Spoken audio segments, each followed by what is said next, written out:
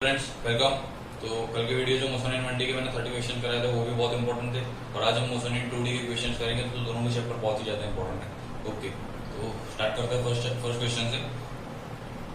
First question है this, आपके question आपकी स्क्रीन पे भी डिस्प्ले हो रहा है, देखो। The speed of swimmer in a still water is 20 metre per second. ये वो रिवर होती है, ठीक है। देखो रिवर वाटर प्रॉब्लम्स कैसे सॉल्व करता है, रिवर स्विमर प्रॉब्लम्स।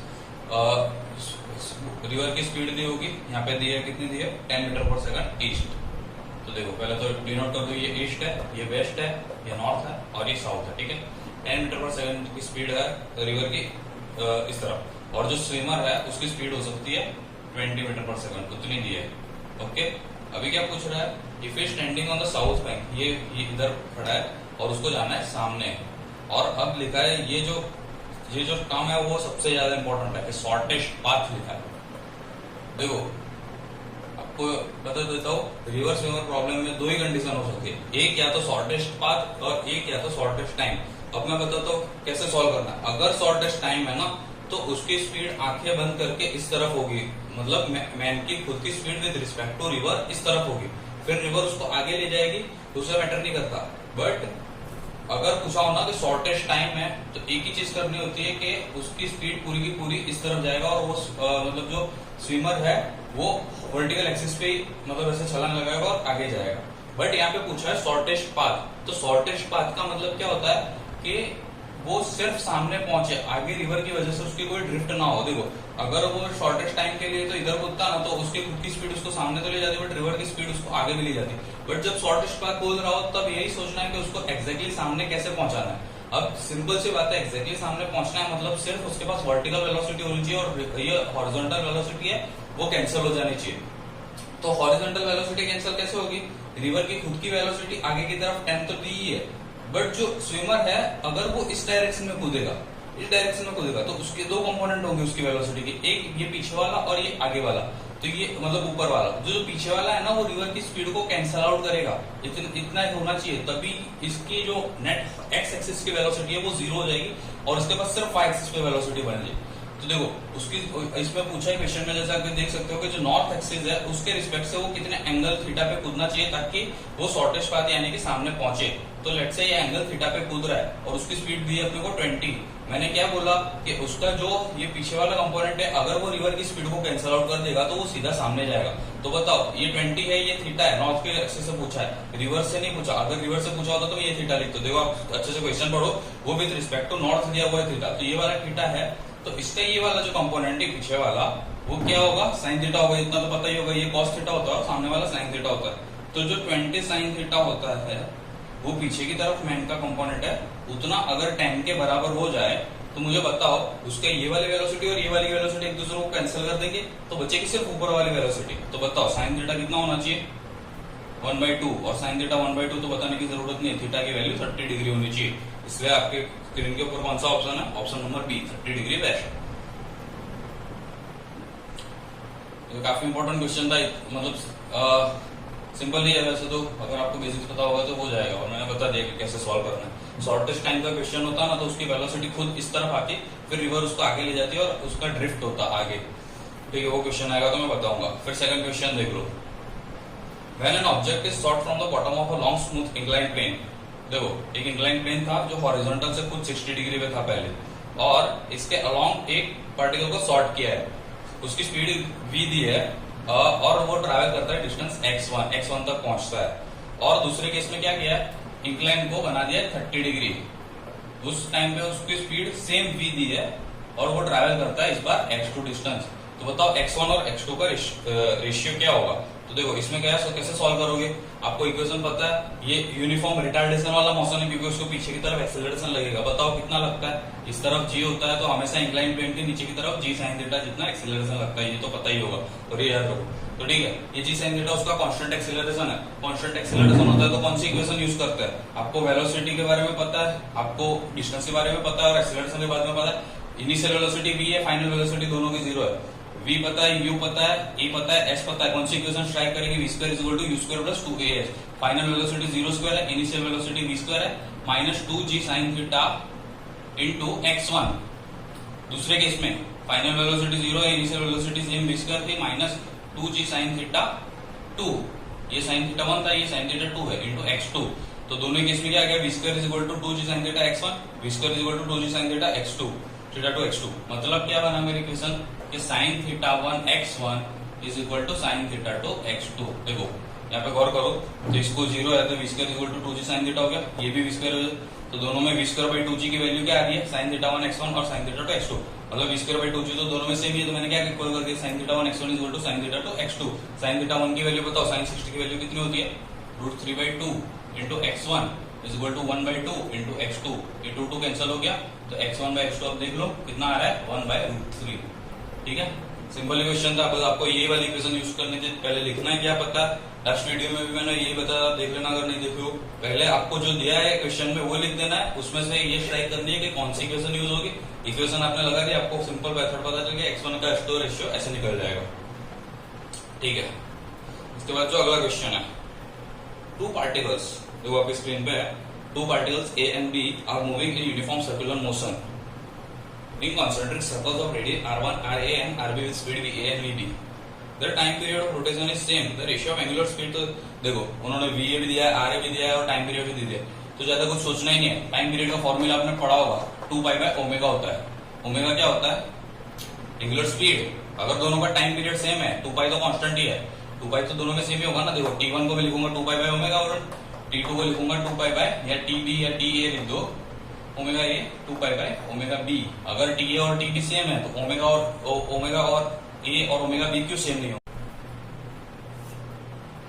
फ्रेंड्स, जो नेक्स्ट क्वेश्चन है आपकी स्क्रीन के ऊपर, उसमें जो सर्कल है उसका रेडियस r है और nth राउंड जो पार्टिकल कवर करता है उसके बाद उसकी जो फाइनल स्पीड हो जाती है ना, वो v0 हो जाती है। तो पूछा कि उसका एंगुलर एक्सीलरेशन कितना होगा, तो उसके लिए आपको ये फॉर्मूला पता होगा, v square is equal to u square plus 2a, ये लीनियर मोशन का। तो उसका मॉडिफाइड फॉर्मूला होता है omega final square is equal to omega initial square plus 2 alpha theta. जो लीनियर मोशन में भी होता है, यहाँ पे ओमेगा होता है। जो एक्सीलरेशन a होता है, यहाँ पे एंगुलर एक्सीलरेशन अल्फा होता है। जो थीटा डिस्प्लेसमेंट s होता है, यहाँ पे एंगुलर डिस्प्लेसमेंट थीटा होता है। तो v square is equal to u square plus 2a, इसको मॉडिफाई करके अपन लिखते हैं omega final square is equal to v square plus 2 alpha theta. और v और ओमेगा का रिलेशन ये होता है, v is equal to omega into r, ये याद रखना है सर। और वैसे ही a का रिलेशन होता है a into alpha into r, a is equal to alpha into r। ठीक है, तो v फाइनल अपने को पता है v0 है, तो ओमेगा फाइनल कितनी होगी, v0/r होगी। देखो ये फॉर्मूले से मैंने लिख दिया, तो ओमेगा फाइनल की जगह पे मैं लिख रहा हूँ v0 square by r। Omega initial 0 था क्योंकि उसने रेट से चढ़ गया था, 2 यहाँ पे 2 लिख दिया, फिर अल्फा जो अपन फाइंड करना है अल्फा लिख दिया। और एंगुलर डिस्प्लेसमेंट आप पूछोगे कैसे निकालना है, तो n सर्कल कवर किया ना, तो हर एक सर्कल में वो 360 डिग्री यानी 2π एंगल कवर करता है। n सर्कल में वो कितना करेगा, एक सर्कल में 2π कर रहा था, n सर्कल में 2π इंटू n करेगा। तो अल्फा में कितना मिल जाएगा, v0 square by 4π into r square into n। तो आपकी स्क्रीन पे कौन सा ऑप्शन है, v0 स्क्वायर वाला ऑप्शन नंबर सी है। ओके, फिर नेक्स्ट क्वेश्चन काफी सिंपल है। उसमें लिखा था x and y coordinates of particle at any time are x is equal to 5t minus 2t square और y is equal to 10t। तो acceleration of particle at t is equal to 2 second. ये इसमें कुछ नहीं करना, जैसे अपने last videos में x की इक्वेशन पता थी तो 2 बार डिफरेंशिएट करते थे तो एक्सेलरेशन मिलता था। इसमें acceleration in direction of x और acceleration in direction of y मिलेगा। तो x की जगह पे अपन लिखेंगे 5t माइनस 2t स्क्वायर। तो इसको डिफरेंशिएट करेंगे तो velocity in direction of x axis मिलेगा। ये उसके x पोजीशन है ना, तो ये velocity in direction of x axis मिलेगा। ये मिलेगा 5 माइनस इसका डिफरेंशिएशन हो जाएगा 4d। और उसको और एक बार डिफरेंशिएट कर देंगे तो acceleration in direction of x मिलेगा। तो 5 का डिफरेंशिएशन 0 हो जाएगा, माइनस 4d का माइनस 4 रहेगा। तो ax मिल गया मुझे। वैसे ही y की इक्वेशन आपको पता है, यहाँ पे लिखिए 10t, तो उसको डिफरेंशिएट किया vy, तो ये हो गया 10। इसको डिफरेंशिएट किया है तो ay कितना हो गया 0। 10 तो कांस्टेंट है तो उसका डिफरेंशिएशन 0 होता है। तो एक्सेलरेशन सिर्फ x एक्सिस में -4, तो acceleration of particle t is equal to 2 second. इसमें टाइम का कुछ इक्वेशन ही नहीं है, मतलब हर एक टाइम पे उसका एक्सेलरेशन कांस्टेंट है -4। अगर वो t इज इक्वल टू 1 पूछा होता तो भी उतना होता, t इज इक्वल टू 2 पूछा होता तो भी उतना होता। ठीक है, इसके बाद वाला नेक्स्ट क्वेश्चन है वो थोड़ा मतलब अलग है टिपिकल से। देख लो कैसे सॉल्व करता है। आपकी स्क्रीन पे तो आ ही रहा है, एक सर्कल है, ओके, ये सेंटर है, ये रेडियस आर भी दिया है और ये पॉइंट पे एक पोजीशन है। तो उसका जो एक्सेलरेशन है नेट ए इस तरफ है और ये रेडियस के साथ 30 डिग्री बना रहा है और ए की वैल्यू बता रही है 15 मीटर पर सेकंड स्क्वायर। अब ये पूछ रहे हैं the speed of the particle at the speed of the particle is, और आर की वैल्यू बता दी है 2.5। अब देखो कोई भी सर्कुलर मोशन होता है ना, तो उसमें एक सेंट्रीपिटल एक्सेलरेशन तो हमेशा होता ही है, उसका फॉर्मूला याद रखना है, वो होता है a centripetal is equal to v square by r, ये तो याद होगा ही। और ए टेंजेंशियल, यहाँ पे उसका कुछ काम नहीं है, ए टेंजेंशियल ये वाला कंपोनेंट होगा, ए साइन 30 और ए कॉस 30 जो होगा वो ए सेंट्रीपिटल होगा। तो ए सेंट्रीपिटल की वैल्यू यहाँ पे बताओ कितनी होगी, 15 इंटू कॉस 30, ये तो क्लियर है। और 15 इंटू कॉस 30 की वैल्यू कितनी है, वी स्क्वायर बाय आर, और आर की वैल्यू कितनी है 2.5, ठीक है। तो इसको सॉल्व कर दो, ऑप्शंस कैसे है 4.5, 5 या 5.7, और तो देखो मतलब थोड़ा अलग से ऑप्शन है, आपको सॉल्व करना पड़ेगा, थोड़ी मेहनत लगेगी। cos 30 की जगह पे मैं लिख दूंगा √3/2, और ये 2.5 यहाँ पे मल्टीप्लीकेशन में आ जाएगा, ये आपको मिल जाएगा वी स्क्वायर, ठीक है। तो देखो अब इसको कैसे सॉल्व करेंगे, √3 की वैल्यू होगी आपको पता होगा 1.7 होती है, 1.73, ये 2 है और ये 2.5 है, तो ये इसको आंसर करूंगा तो 1.25 हो जाएगा। फिर 15 इंटू 1.25 है तो, और 1.7 इंटू 1.25 है, तो 1.7 इंटू 1.25 एवरेज मेरे ख्याल से 2 जितना होगा, और 15 इंटू 2 है तो वो 30 जितना हो गया। तो 30 का अंडर रूट निकालना है, देखो थोड़ा अलग सा है, कैलकुलेशन में टाइम भी लगेगा।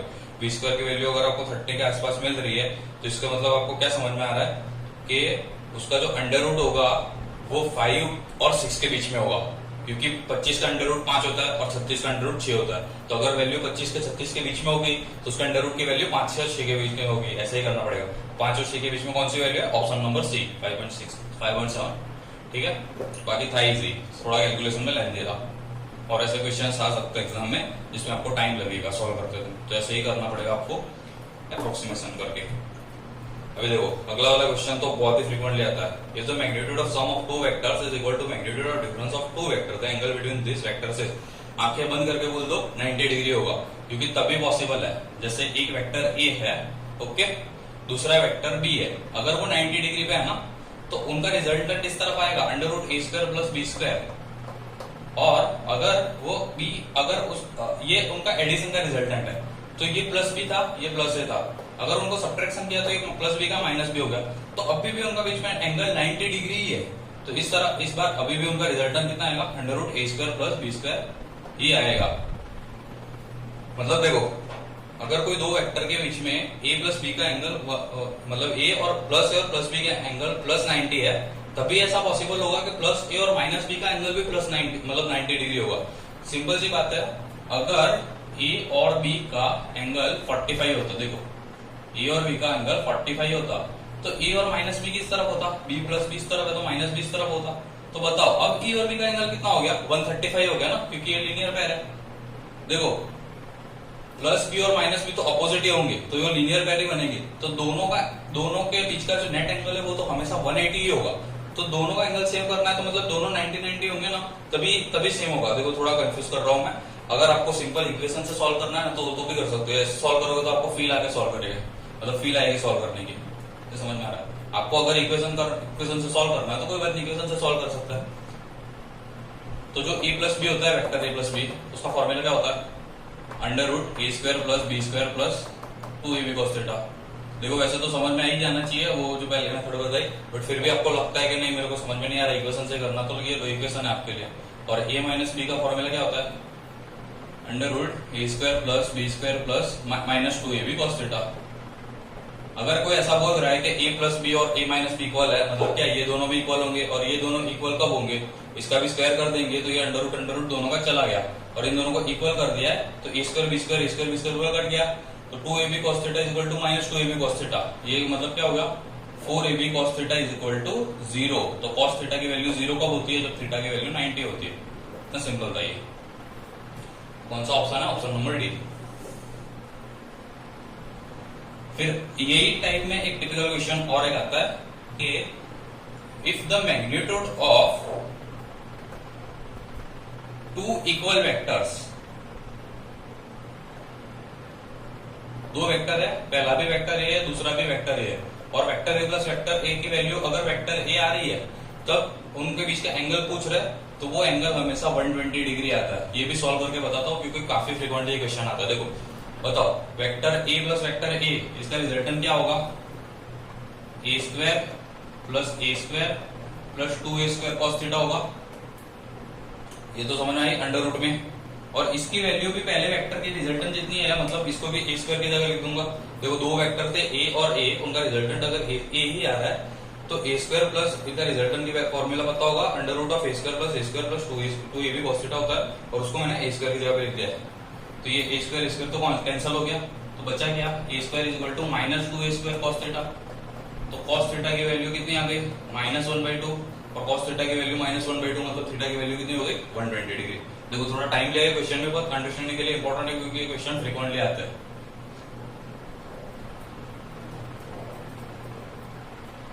ठीक है, फिर उसका अगला वाला क्वेश्चन, वो थोड़ा लेंथी है, मैं बताता हूँ solution. A particle moves so that its position vector is given by vector r is equal to cos of omega t into x cap plus sin of omega t into y cap, where omega is constant, which of the following is true? The velocity is perpendicular to r and acceleration is directed towards the origin. इसकी velocity की equation बनानी है तो क्या करोगे आप? Velocity की equation बनानी है तब क्या करोगे? इसको डिफरेंशिएट करोगे ना, तो cos ओमेगा टी का डिफरेंशिएशन होता है तो ओमेगा बाहर आ जाएगा, और cos का डिफरेंशिएशन कितना होता है? माइनस साइन, मतलब minus omega sine omega T x cap, ये उसकी वेलोसिटी मिली। और साइन का डिफरेंशिएशन तो सिर्फ cos होता है, बट ओमेगा इस पर भी बाहर आ जाएगा, मतलब omega cos omega T Y cap, ये उसकी वेलोसिटी की डायरेक्शन आ गई। तो अगर ये आर वेक्टर के एग्जैक्टली अपोजिट होता ना, तब ये डायरेक्शन, देखो सर्कल है, ये उसका आर वेक्टर है कोई पोजीशन की तरफ, अगर उसकी वेलोसिटी इस तरफ डायरेक्ट होनी चाहिए ना, तो ये वेलोसिटी की डायरेक्शन आर वेक्टर से एग्जैक्टली अपोजिट होनी चाहिए, तभी वो इस तरफ आता है। ये तो सिंपल लॉजिक है ना, आर इस तरफ है, वेलोसिटी इस तरफ होगी, तभी वो सेंटर की तरफ आता है। बट ये एग्जैक्टली अपोजिट नहीं है, कुछ भी नहीं है, एक्स कैप में मतलब पूरी इक्वेशन ही अलग बन रही है। तो velocity is perpendicular to R, इसका अगर मैं डॉट प्रोडक्ट लूंगा ना तो इसकी वैल्यू 0 आ जाएगी, क्योंकि यहाँ पे minus omega sine omega T cos omega T हो जाएगा, और यहाँ पे प्लस ओमेगा से कॉस ओमेगा साइन टी। तो इसको करके देखो, तो वेक्टर प्रोडक्ट में इसको इससे मल्टीप्लाई करना है, इसको इससे मल्टीप्लाई करना है, तो इसका डॉट प्रोडक्ट 0 आता है, मतलब ये एक दूसरे के परपेंडिकुलर है। ये क्योंकि वैसे भी होना तो सर्कुलर मोशन है, समझ में आना चाहिए। तो ऑप्शन नंबर डी जो है ना, velocity is perpendicular to r, वो सही है। और एक्सीलरेशन जो है directed away from the origin नहीं होगा, डायरेक्टेड टुवर्ड्स द ओरिजिन, इसका ऑप्शन बी नहीं होगा, ऑप्शन ए होगा। तो वो कैसे करेंगे अपन? एक्सीलरेशन की इक्वेशन करने के लिए इसको और एक बार डिफरेंशिएट करना पड़ेगा, तो ओमेगा वापस बाहर आएगा, तो माइनस ओमेगा स्क्वायर, और साइन का डिफरेंशिएशन होता है cos omega T plus cos होता है, प्लस ये ओमेगा स्क्वायर बाहर आ जाएगा और इस बार नेगेटिव हो जाएगा। क्यों? क्योंकि cos का डिफरेंशिएशन साइन माइनस साइन होता है। ये y कैप था और ये x कैप था। अब अगर मैं माइनस ओमेगा स्क्वायर को कॉमन निकाल लूं, माइनस ओमेगा स्क्वायर को कॉमन निकाल लूं, तो बचता क्या है? cos omega T plus sine omega T, मतलब a की वैल्यू कितनी आ गई? माइनस ओमेगा स्क्वायर x की जितनी आ गई। तो x की डायरेक्शन जो होगी उसके हमेशा नेगेटिव होगा, मतलब हमेशा सेंटर की तरफ होगा। तो जो ऑप्शन ए है वो करेक्ट आंसर है। ये भी थोड़ा लेंथी क्वेश्चन था, बट समझने के लिए काफी जरूरी है।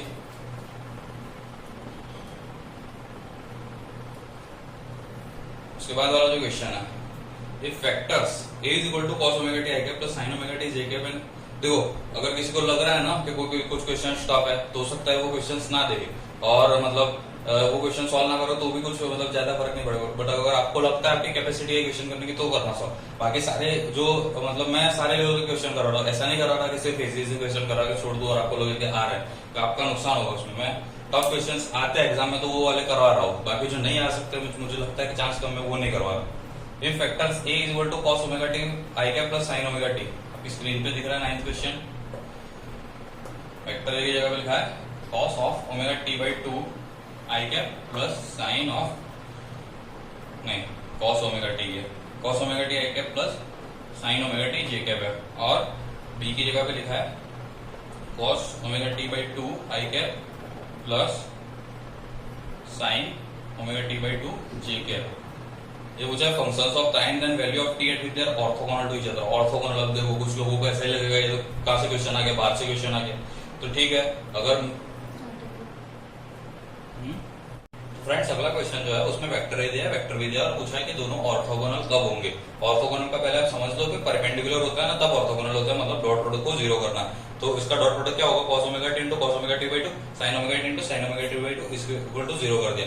अब बताओ ये cos a cos b plus sin a sin b ये किसी इक्वेशन में आता है, आपको पता होगा, मैथ्स वाले स्टूडेंट्स को तो पता ही होगा कि cos a माइनस बी का फॉर्मूला होता है। cos a माइनस बी का फॉर्मूला क्या होता है, cos a cos b plus sin a sin b। तो मतलब मैं क्या लिखूंगा इसकी जगह पे cos of omega t minus omega t by two is equal to zero. और cos के अंदर जो थीटा की वैल्यू होती है वो कितनी हुई तो उनकी उसकी वैल्यू जीरो होती है।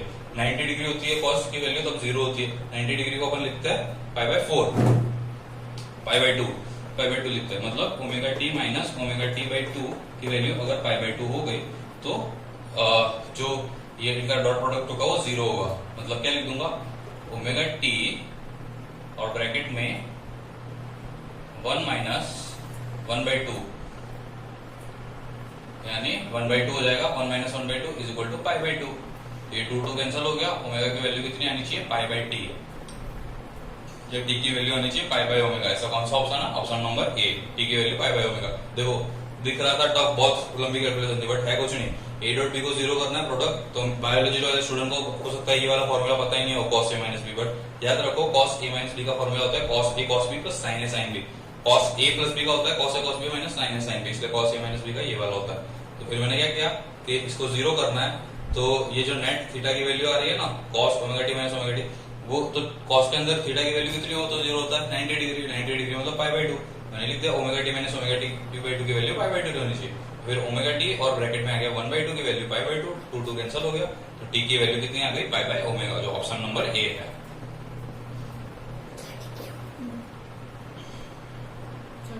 अगले जो टॉपिक से क्वेश्चन है ना वो काफी इंपॉर्टेंट टॉपिक है, जो कि है प्रोजेक्टाइल मोशन। प्रोजेक्टाइल मोशन में बस आपको 2 मिनट में बता देता हूँ अच्छे से फॉर्मूलाज कौन से होते हैं, कैसे याद रखना है, उसके बाद अपन उसको क्वेश्चन सॉल्व कर देंगे। देखो प्रोजेक्टाइल मोशन में ग्राउंड के एंगल थीटा इंक्लिनेशन पे कोई भी पार्टिकल को प्रोजेक्टाइल करता है तो वो ऐसे जाके वापस गिरता है। तो ये जो टोटल डिस्टेंस होता है इसको अपन बोलते हैं आर। ये जो टोटल हाइट होती है इसको बोलते हैं एच मैक्स। और ये जो पूरा टाइम लगता है इसको हम बोलते हैं टाइम ऑफ फ्लाइट या टीएफ, जो भी बोलना है। देखो अभी उसको अपन 20 मिनट से प्रोजेक्ट करते हैं ना, तो उसके 2 कंपोनेंट होंगे। एक ऊपर की तरफ जो होगा वो होगा v sin थीटा और इस तरफ जो होगा वो होगा v cos थीटा। ठीक है, v sin थीटा और v cos थीटा होगा। अभी जो हाइट के सारी मतलब वो इक्वेशंस है ना वो इस पे डिपेंड करेगा। cos थीटा का रूल सिर्फ रेंज निकालने में आएगा। देखो तो मैं बता दूं कि फाइनल उसका जो हाइट मैक्सिमम निकालना है उसको कौन गवर्न करेगा, कौन डिसाइड करेगा, v sin थीटा। तो h मैक्स की वैल्यू कैसे निकालेंगे, फाइनल वेलोसिटी तो ऊपर की तरफ जीरो होगी, वो मैक्सिमम हाइट पे कब होगा, जब उसके ऊपर की तरफ जाने की वेलोसिटी जीरो हो जाएगी और उसकी वेलोसिटी सिर्फ हॉरिजॉन्टल होगी। तो फाइनल वेलोसिटी ऊपर की तरफ जीरो स्क्वायर हो जाएगी, initial velocity v square sin square theta minus 2 into g into h max. तो एच मैक्स की वैल्यू कितनी आती है फ्रेंड्स, मैक्स की वैल्यू आपको याद रखनी है v square sin square theta divided by 2g। ये बॉक्स बना है वो नोट डाउन कर दो, आपको याद होगा मोस्टली तो, बट अगर भूल गए हो तो याद रखो। फिर टाइम ऑफ फ्लाइट की वैल्यू कैसे निकालते हैं, जितना टाइम उसको ऊपर जाने तक लगता है ना उतना टाइम में वो वापस नीचे आ जाता है। तो ऊपर जाने का टाइम अपन निकालेंगे कौन सी इक्वेशन से, फाइनल वेलोसिटी उसके ऊपर की तरफ जीरो हो जाएगी, इनिशियल वेलोसिटी थी v sin theta minus g into T of मतलब एच मैक्स जाने के लिए कितना टाइम लग रहा है वो, तो टी कितना आ गया v sin theta by g। अब v sin theta by g है, उसको ऊपर जाने तक लगता है तो उतना ही टाइम उसको नीचे आने के लगता है। तो नेट जो टाइम होगा टाइम ऑफ फ्लाइट इससे डबल हो जाएगा। तो टाइम ऑफ फ्लाइट का फॉर्मूला क्या होता है friends, 2v sin theta by g, याद रखो। अब रेंज का फॉर्मूला क्या होता है, उसको रेंज आगे ले जाने के लिए कौन सा कंपोनेंट मतलब रिस्पॉन्सिबल है, v cos थीटा, और उसको टाइम कितना लग रहा है आगे 2v sin theta by g। तो मतलब डिस्प्लेसमेंट का फॉर्मूला क्या होता है, s x की जगह क्या लिख देंगे vx इंटू टी, मतलब velocity next x into T. तो ये हो गया v cos theta into 2v sin theta by g। तो ये हो जाएगा 2v square cos theta sin theta by g। ये फॉर्मूला होता है रेंज का, ये याद रखना है। ठीक है, ये होता है r। ये सारे इंपॉर्टेंट फॉर्मूलास है।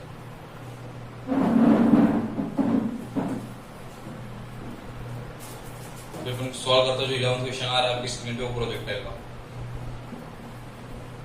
A projectile is fired from the surface of the earth with a velocity of 5 and angle of theta is horizontal. Another projectile is fired from the horizontal another planet with a velocity 3 at same angle follows a trajectory which is identical with the trajectory of projectile.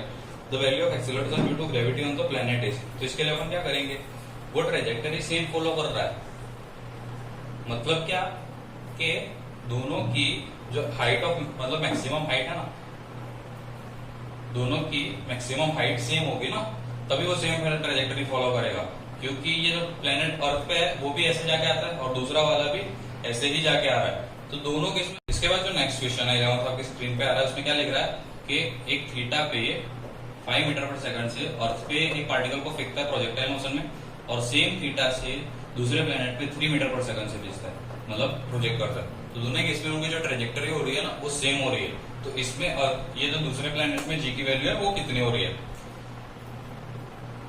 Equation of trajectory क्या होती है, y is equal to x tan theta minus g x square upon 2 cos square theta, ये याद रखना है। Equation of trajectory होता है, trajectory का मतलब क्या होता है g by u square cos square theta, g x square upon 2 u square cos square theta. Equation of trajectory क्या होती है कि अगर आपको कोई भी पोजीशन पे x की वैल्यू पता है तो y की वैल्यू निकाल सकते हैं, ये होती है इक्वेशन ऑफ ट्रेजेक्टरी। तो बताओ इसमें अगर इक्वेशन ऑफ ट्रेजेक्टरी दोनों की सेम हो रही है मतलब क्या होगा, x सेम है y सेम है थीटा तो सेम ही है, तो मतलब g बाई यू स्क्वायर दोनों का सेम होना चाहिए। तो g1 की वैल्यू तो पता है आपको 9.8 है और g2 की वैल्यू अपन को निकालनी है, तो g1 by u square is equal to g2 by ये यू स्क्वायर, मतलब 9.8 बाई 25, 5 का स्क्वायर किया मैंने, ये होना चाहिए g2 बाई 9। तो g2 की वैल्यू कितनी आ जाएगी 9 बाई 25 इंटू 9.8, मतलब ये करीब करीब 90 से थोड़ा कम होगा, 88 रख लेते हैं, 88 बाई 25, तो ये हो जाएगा 3.5 के आसपास। अप्रोक्सीमेट ऑप्शन कौन सा होगा, ऑप्शन ए जो है 3.5 है, वो सही आंसर है। उसके बाद वाला जो क्वेश्चन है, particle is moving such that is position coordinates का क्वेश्चन देखो, at time t is equal to 0, 6 और 7 है, और टाइम 2 पे 13, 14 है, और टाइम t पे 5 पे भी दिया है। तो आप देख सकते हो कि t is equal to 0, t is equal to 2 और t इज इक्वल टू 5 पे उसका कोऑर्डिनेट दिया है, और average velocity vector from t is equal to 0 टू t इज इक्वल टू 5 है। तो t इज इक्वल टू 0 पे उसका x और y का पोजीशन लिख दो, कितना आ रहा है 2i cap plus 3j cap. t is equal to 3 की अपनी कोई जरूरत ही नहीं है, 2 की जरूरत ही नहीं है, direct t is equal to 5 लिख दो। उसका x y कितना आ रहा है 13i cap plus 14j cap. तो ठीक है, फाइनल एवरेज वेलोसिटी क्या होता है डिस्प्लेसमेंट अपन टाइम, तो डिस्प्लेसमेंट कितना हो रहा है x final minus x initial i cap, ये हो गया 11i कैप, माइनस करेंगे ना अपन, पहले 2 पे था 13 पे पहुंच गया, तो कितना है 11i cap plus 11j cap, और टाइम कितना लग रहा है, ये हो गया टोटल डिस्प्लेसमेंट और टोटल टाइम क्या लिखेंगे अपन 5 सेकंड लग रहा है ना, 5 माइनस 0, तो 11i cap plus 11j cap by 5 होगा। ठीक है, वो कौन सा ऑप्शन है, option number D, 11/5 into i cap plus j cap.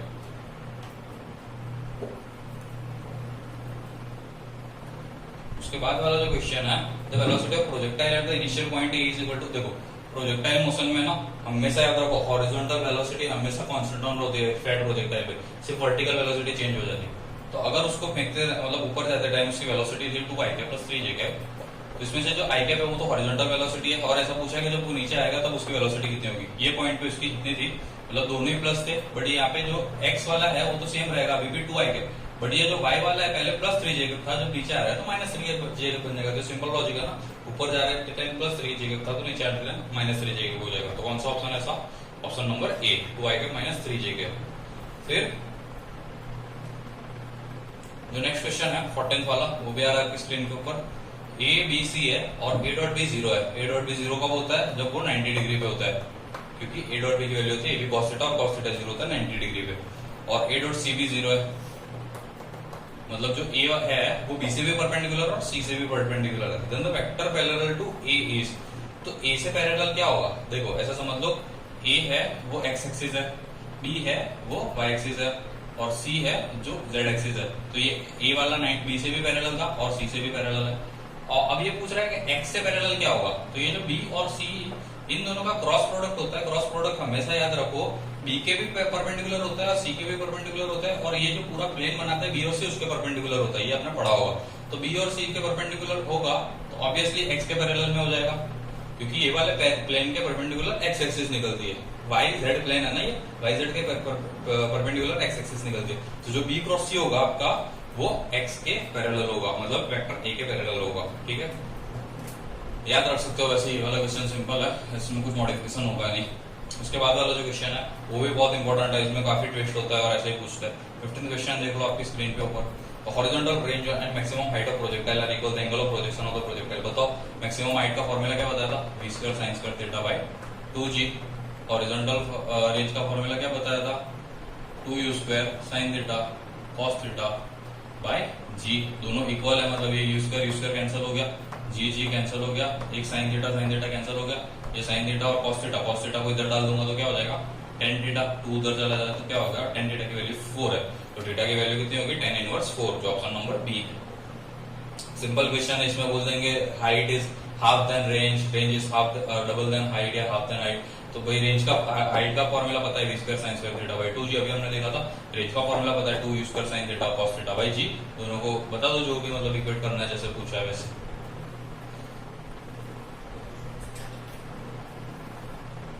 ठीक है, 16th नंबर जो है, the particle has initial velocity 2ik plus 3jk and acceleration the magnitude of velocity after 2 second.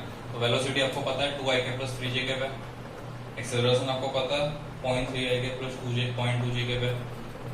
बताओ 10 सेकंड के बाद उसकी वेलोसिटी कैसे होगी? तो इसको x में अलग सॉल्व करूंगा और y में अलग सॉल्व करूंगा। इक्वेशन सेम, ये सेम ही यूज होगी, v इक्वल to u plus 2u plus at। तो v इन x डायरेक्शन में क्या लिखूंगा? उसका u, ये इनिशियल वेलोसिटी थी 2ik, एक्सेलरेशन है 0.3, टाइम है 10, तो vx कितना हो जाएगा? ये 2 और ये 3, 0.3 into 10 हो जाएगा 3, मतलब 5ik। vx 5ik हो गया, vy भी आप सॉल्व कर दोगे तो 3jk प्लस ये 0.2 into 10 5jk भी हो जाएगा। तो velocity final 5ik plus 5jk पे, तो उसका मैग्नीट्यूड निकालता हूं। 5 और 5 कितना होता है? 10 कभी नहीं होता, 5√2 होता है। ठीक है, √5 स्क्वायर पे plus 5 square. Okay,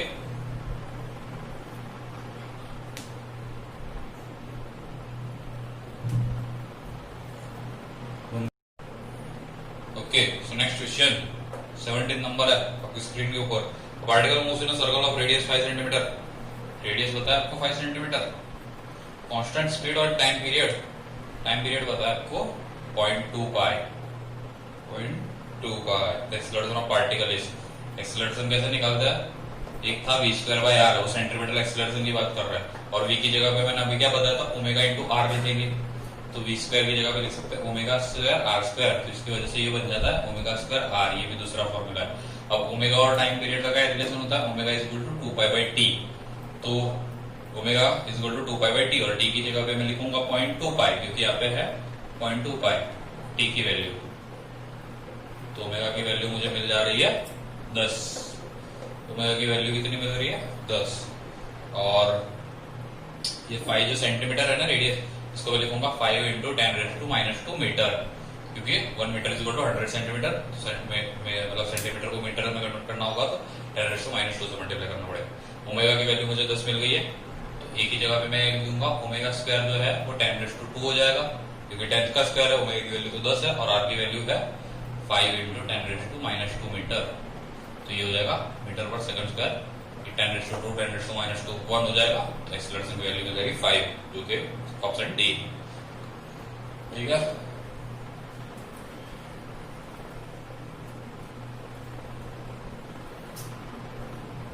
missile is fired for maximum range with for an initial velocity 20, if g is equal to 10, the range of missile is, maximum range कितनी होती है? देखो रेंज का फॉर्मूला अपन ने देखा था 2u square sin theta cos theta by g, और 2 sin theta cos theta का दूसरा मतलब उसको लिख सकते हैं sin 2 थीटा, तो इसका दूसरा फॉर्मूला होता है u square sin 2 theta by g। और रेंज मैक्सिमम कब होगी? जब sin 2 थीटा मैक्सिमम होगा। अगर for a particular speed theta की वैल्यू कितनी होनी चाहिए? 45 डिग्री होगी, तब ये 2 थीटा 90 हो जाएगा, और sin 90 u square sin 2 theta by g, मतलब theta is equal to 45 range maximum होती है, और फॉर थीटा और 90 माइनस थीटा रेंज सेम होती है। मतलब 30 डिग्री है तो 90 माइनस 30 कितना होगा? 60 डिग्री। 30 और 60 के लिए रेंज सेम होती है, मैक्सिमम 45 पे होती है, वही याद रखना आपको। तो इसमें पूछा है इनिशियल वेलोसिटी दी है 20, ये हो जाएगा 20 स्क्वायर। मैक्सिमम रेंज है, मतलब sin 2 थीटा की वैल्यू 1 होती है, क्योंकि 45 डिग्री पे मैक्सिमम रेंज होती है, इसलिए sin 2 इंटू 45 sin 90 1 हो जाएगा। तो 20 स्क्वायर बाय 10 कितना आता है? 400 बाय 10, मतलब 40 मीटर। एकदम बात सिंपल। मैक्सिमम रेंज का फॉर्मूला भी याद रखना हो तो सिंपल है, कुछ नहीं है, u square by g। Okay, इसके बाद 18 क्वेश्चन हो गए। अगले क्वेश्चन की बात करते हैं। A body is moving in the velocity 30 towards east. तो पहले उसकी वेलोसिटी लिख दो 30 आई कैप और जे कैप के टर्म में ही सॉल्व करना है। प्लस एक्स एक्सिस मतलब i cap. After 10 second it becomes velocity become 40 towards north मतलब 40 जे कैप। और पूछ रहा है the average acceleration of the body is, और कितने टाइम पे हुआ 10 सेकंड पे, टाइम पीरियड 10 होता है। तो बताओ एवरेज एक्सीलरेशन का फॉर्मूला क्या होता है, final velocity minus initial velocity divided by total time. जैसे मतलब वेलोसिटी एवरेज वेलोसिटी क्या होता है, total displacement upon total time. Average acceleration होता है फाइनल वेलोसिटी मतलब change in velocity upon change in time. तो एवरेज एक्सीलरेशन की जगह पे मैं लिखूंगा final velocity 40 j cap minus 30 आई कैप अपॉन टाइम लग रहा है 10। अब बताओ 40 जे कैप माइनस 30 आई कैप को कोई बोलेगा 10 लिखूंगा, कोई बोलेगा 70 लिख दूंगा प्लस करके। हालांकि होगा क्या, ये वेक्टर एडिशन है। वेक्टर में a माइनस बी की क्या होता है, अंडर रूट ए स्क्वायर प्लस बी स्क्वायर ही होता है। वेक्टर में कभी माइनस होता ही नहीं है। तो इसलिए ये उसका मैग्नीट्यूड कितना होगा 50, क्योंकि अंडर रूट 40 माइनस मतलब 40 माइनस 30 है ना, तो इसका मैग्नीट्यूड यही होगा 40 स्क्वायर प्लस 30 स्क्वायर। और थीटा जो कि 90 डिग्री है ना, तो वो cos थीटा वाला टर्म 0 हो जाएगा वेक्टर एडिशन वाला। तो ये 50 है और ये 10 है, इसलिए कितनी आ जाएगी 5 आ जाएगी। 5 होगा मतलब मैग्नीट्यूड। ऑप्शन डी है जो। इसमें मेन बात यही ध्यान रखनी है कि 40 जगह माइनस 30 आएगा को तुम डायरेक्टली 40 माइनस 30 10 करके नहीं लिख सकते। 10 बाई 10 करोगे तो ऑप्शन ए भी है 1, या प्लस करोगे तो 70 बाई 10 करोगे ऑप्शन बी भी है 7। करना क्या है, अंडर रूट ए स्क्वायर प्लस बी स्क्वायर हमेशा। समझ में आ रहा होगा ये वाला, ठीक है। तो 20th क्वेश्चन जो करता है, a projectile is fired at an angle 45 degree with the horizontal elevation angle of the projectile at its highest point C। Next question जो है इसमें ये लिखा है कि एक पार्टिकल को 45 डिग्री पे प्रोजेक्ट किया है, फिर जब वो मैक्सिमम हाइट पे पहुंच जाता है ना, तो angle of elevation seen at the point of projection. So ये पॉइंट ऑफ प्रोजेक्शन से ऐसे ट्रायंगल बनाता हूँ। 10th स्टैंडर्ड में आपने पढ़ा होगा हाइट्स वाले चैप्टर में। तो ये वाला जो एंगल होगा ना, ये होता है एंगल ऑफ एलिवेशन, ये पॉइंट का। तो उसके लिए आपको क्या पता होना चाहिए, ये एच मैक्स पता होनी चाहिए और r/2 पता होना चाहिए, क्योंकि ये जो पूरा था वो r था और r/2 पता चल जाएगा तो ये आपको एंगल निकल जाएगा। क्योंकि आप क्या करोगे, tan थीटा जो होगा ये एंगल ऑफ एलिवेशन का वो होगा h max divided by r/2। तो बताओ 45 डिग्री होता है तो h मैक्स कितना होगा, v square sine square theta by 2। Sine square मतलब साइन स्क्वायर थीटा बाय 2 जी होता है ना, तो साइन स्क्वायर थीटा की जगह पे क्या लिख दूंगा, 45 डिग्री है तो 1/2 हो जाएगा, क्योंकि साइन 45 1/√2 होगा ना। देखो करके देख लो, v square sine square 45 divided by 2g करना है। साइन 45 1/√2 होता है तो साइन स्क्वायर 45 1/2 हो जाएगा। तो h मैक्स की जगह पे मैं लिख दूंगा v स्क्वायर बाय 4g, और r की जगह पे मैं क्या लिखूंगा, 45 डिग्री पे रेंज कितनी हुई अभी मैंने देखा था v square bye g, but अपने को तो r/2 लिखना है तो इसलिए v स्क्वायर बाय 2g। तो ये जो डिस्टेंस है h max v square bye 4g है, और ये जो डिस्टेंस है r/2 v square bye 2g है। तो ये जो एंगल एलिवेशन थीटा पूछा है, इसके लिए मैं क्या लिखूंगा, tan theta is equal to h max by r/2। तो h मैक्स की जगह पे अपन लिखेंगे v स्क्वायर बाय 4g और उसकी जगह पे लिखेंगे v स्क्वायर बाय 2g। तो ये v स्क्वायर तो कैंसिल हो जाए, तो मतलब 1/4g अपन 1/2g है ना। तो अगर 4g बाय 2g होता तो आंसर 2 आता, बट ये 1/4g अपन 1/2g है तो इस पर आंसर क्या आता है 1/2। tan theta is equal to 1/2। देखो ये 2 ऊपर चला जाएगा ना एकदम, और ये 2 और 4 1/2 हो जाएगा, तो tan थीटा की वैल्यू 1/2 आ जाएगी। तो थीटा की वैल्यू कितना आ जाएगा, tan इनवर्स 1/2, जो ऑप्शन सी है। उसके बाद वाला क्वेश्चन देखो आपकी स्क्रीन के ऊपर है, उसको मैं सॉल्व नहीं करवाऊंगा क्योंकि एकदम सिंपल है, आपको खुद से करना है। 24th क्वेश्चन में बता देता हूँ, अब पार्टिकल की वेलोसिटी 3 आई है प्लस 4 जगह पे एक्सीलरेशन 0.4 प्लस 0.3। एक्जैक्टली यही क्वेश्चन थोड़े दिन पे थोड़े टाइम पे लगेगा। कौन सा क्वेश्चन था बताओ, 16th क्वेश्चन आप जाके देख सकते हो, वही क्वेश्चन था, वही कर देना। आपको आंसर में बता देता हूँ, देख के ऑप्शन बी आएगा 7/2। 21st हो गया। 22nd की बात करते हैं। 6 vector a through f have the magnitudes and direction indicated in the figure which are following it show। देखो अब ये मैं सारे वेक्टर ड्रॉ नहीं करूंगा, आपकी स्क्रीन के ऊपर दिख ही रहा है, तो अपन देखते हैं। Vector a b plus c is equal to f, तो ऐसा पॉसिबल है क्या, वेक्टर b इस तरफ है वेक्टर c इस तरफ है, तो इनका रिजल्टेंट इस तरफ आएगा। हालांकि f इस तरफ है तो पहला स्टेटमेंट गलत है। इसमें देखना है कि इन दोनों का रिजल्टेंट किस तरफ आएगा और उसके जो रिजल्टेंट की डायरेक्शन वो बता रहे वो किस तरफ है। तो इस तरफ सारे में देखो चारों ऑप्शन देखो आप, तो सारे में रिजल्टेंट तो एफ ही बताया, और एफ की डायरेक्शन आप देख सकते हो ये वाली है। तो एफ की डायरेक्शन ये वाली है, तो कौन से दो वेक्टर को मैं ऐड करूंगा तो ये वाली आएगी। तो एक तो ये वाला वेक्टर होगा और एक ये वाला वेक्टर होगा, तो ये और ये दो के बीच में ये। तो ऊपर वाला वेक्टर कौन सा है, देखो वेक्टर डी है, और ये लेफ्ट तरफ वाला वेक्टर कौन सा है, वेक्टर ई है। तो d plus c equal to f होना चाहिए, जो ऑप्शन सी है। उसके बाद नेक्स्ट वाला क्वेश्चन 23rd वाला, the speed of projectile at its maximum height is half of initial speed. The angle of projection is, simple सी बात है, मैक्सिमम हाइट जो होती है प्रोजेक्टाइल पे, वहां पे मैंने क्या बताया था, उसकी वर्टिकल वेलोसिटी तो जीरो हो जाती है, सिर्फ हॉरिजॉन्टल वेलोसिटी रहती है, और हॉरिजॉन्टल वेलोसिटी हमेशा कांस्टेंट कितनी होती है, v cos थीटा, और v cos theta initial speed से आधी है, इनिशियल स्पीड थी v, तो v कैंसिल हो गया, cos थीटा की वैल्यू 1/2 आ गई, बताओ थीटा की वैल्यू कितनी होती है, 60 डिग्री, बात खत्म, ऑप्शन नंबर ए हो गया, 23rd भी हो गया, सिंपल इक्वेशन था। 24th, particle moves in xy plane, अगर rule x is equal to a sin omega t और y is equal to a cos omega t, तो इसको कैसे करते हैं अपन, लिख दो s स्क्वायर की value a square sin square omega t हो जाएगी, आप क्वेश्चन में देखो, और y स्क्वायर की वैल्यू हो जाएगी a square cos square omega t। अगर x square plus y square की वैल्यू में करूंगा तो ये a स्क्वायर कॉमन निकल जाएगा, sin स्क्वायर प्लस 1 है तो वो sin square plus cos square वो 1 हो जाएगा, और जब भी x square plus y square is equal to constant होता है, ये इक्वेशन होती है सर्कल की, याद रखना, मैथ्स वाले स्टूडेंट को तो पता ही होगा।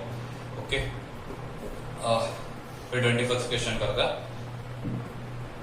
Particle source distance time curve with the maximum instantaneous velocity, ये कर्व देख रहे हो, इसमें इंस्टेंटेनियस वेलोसिटी मैक्सिमम कब होगी, जब उसका स्लोप मैक्सिमम होगा, तो ए पे स्लोप इतना है, बी पे इतना है, सी पे और ज्यादा बढ़ गया, और डी पे कम, सबसे ज्यादा स्लोप कौन सा है, सी पॉइंट पे, तो इसका इंस्टेंटेनियस वेलोसिटी मैक्सिमम हो गया सी, और सी पॉइंट का ऑप्शन डी है। लेकिन फिर 26 क्वेश्चन देखोगे, a particle of mass m is projected with a velocity v making an angle 45 degree to the horizontal, when the particle lands on the ground the magnitude of motion change in momentum value, देखो अभी ऐसा मत बोलना कि भाई जब ऊपर जा रहा था तो अभी v स्पीड से गया था और नीचे आ गया तो उसकी स्पीड v होगी तो मोमेंटम चेंज हुआ ही नहीं, क्योंकि ऐसा ऑप्शन भी दिख जाएगा जीरो, क्योंकि मोमेंटम जो है वो वेक्टर क्वांटिटी है, तो सिर्फ उसको मैग्नीट्यूड से फर्क नहीं पड़ेगा, उसको डायरेक्शन भी चाहिए, मैग्नीट्यूड डायरेक्शन दोनों चाहिए, तो इस डायरेक्शन में तो उसका मतलब 45 डिग्री था ना, तो उसका मोमेंटम पहले था mv/√2 इस तरफ और इस तरफ भी था mv/√2, क्योंकि v cos 45 sin 45। अब जब वो लैंड किया ना तो हॉरिजॉन्टल में तो उसका अभी भी mv/√2 ही है, बट वर्टिकल में वो नीचे की तरफ mv/√2 आ गया, तो चेंज कितना होगा टोटल, mv/√2 इस तरफ माइनस mv/√2 मतलब उस तरफ, तो नेट वो डबल हो जाएगा। देखो इसको अगर मैं नेगेटिव बोलूंगा और इसको पॉजिटिव बोलूंगा तो नेगेटिव माइनस पॉजिटिव करूंगा तो नेगेटिव माइनस नेगेटिव हो जाएगा, मतलब माइनस mv/√2 माइनस mv/√2, तो ये हो जाएगा -2 mv/√2, यानी √2 mv माइनस नीचे की तरफ इतना चेंज हुआ, तो कौन सा ऑप्शन है, ऑप्शन नंबर ए। ठीक है, अगला क्वेश्चन देखो, 27th क्वेश्चन है, a and b are two vectors, a cross b is equal to √3 a dot b, ऐसा कुछ मतलब एकदम ही फालतू क्वेश्चन है ये, तो a cross b का फॉर्मूला आपको पता होता है, क्या होता है, a b sin theta, cross product है पता होना चाहिए, नहीं पता तो अब याद रखो, a dot b का फॉर्मूला क्या होता है, ये √3 into a dot b दिया ना, a dot b होता है a b cos थीटा, तो a b कैंसिल हो गया, sin theta by cos theta क्या हो जाता है, tan थीटा, tan थीटा की वैल्यू √3 है, थीटा की वैल्यू कितनी होती है सबको पता होता है 60 डिग्री होती है। ठीक है, फिर बात करते हैं अगले क्वेश्चन की, a particle is starting from the origin 0 0 moves in a straight line in the xy plane, its coordinates at the later time are √3 और 3, the part of the particle makes with the angle x axis is, ये भी दिखने के लिए खतरनाक question है, आगे कुछ नहीं है, सिंपल क्वेश्चन है, देख लो, ये ओरिजिन से स्टार्ट करता है और कुछ टाइम के बाद उसका जो कोऑर्डिनेट्स होता है ना वो x एक्सिस पे √3 है और y एक्सिस पे 3 है, तो ये उसकी पोजीशन है, तो इससे मैं एंगल x एक्सिस से कितना हो रहा है वो बताना, तो ये कितना हो गया 3 हो गया, ये कितना हो गया √3 हो गया, क्योंकि ये x कोऑर्डिनेट है ये y कोऑर्डिनेट है, तो tan थीटा की वैल्यू कितनी आ गई, हाइट अपॉन बेस होता है ना tan थीटा, तो मतलब 3 अपॉन √3, तो ये हो जाता है √3, थीटा की वैल्यू हो जाती है 60 डिग्री। ठीक है, for angles of projection of projectile 45 minus theta and 45 plus theta, तो हॉरिजॉन्टल रेंज इस साइड सेम होता है, मैंने क्या बोला था, थीटा और 90 माइनस थीटा के लिए रेंज सेम होता है, वैसे 45 माइनस थीटा और 45 प्लस थीटा भी वही होता है, थीटा और 90 माइनस थीटा का एग्जांपल मैंने जैसे दिया था 30 डिग्री और 60 डिग्री, ये थीटा है तो ये 90 माइनस थीटा है, दोनों के लिए रेंज सेम होगी, तो ये 45 माइनस थीटा है, मतलब थीटा की वैल्यू अगर 15 लेते हैं तो 45 माइनस 15 कितना होगा 30 होगा, तो 45 प्लस 15 कितना होगा 60 होगा, दोनों के लिए रेंज हमेशा सेम होगी, 45 माइनस थीटा 45 प्लस थीटा।